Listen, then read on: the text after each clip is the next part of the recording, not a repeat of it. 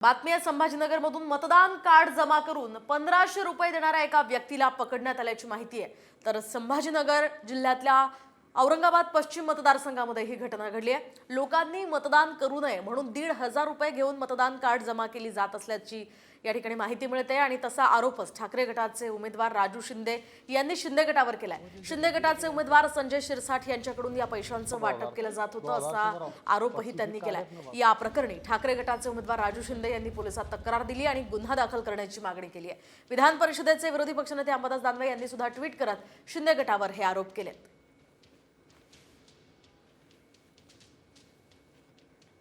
पश्चिम विधानसभेमध्ये गेल्या 3-4 दिवसापासून एक नवीन फॉर्म्युला आणण्याचा प्रयत्न करतायत।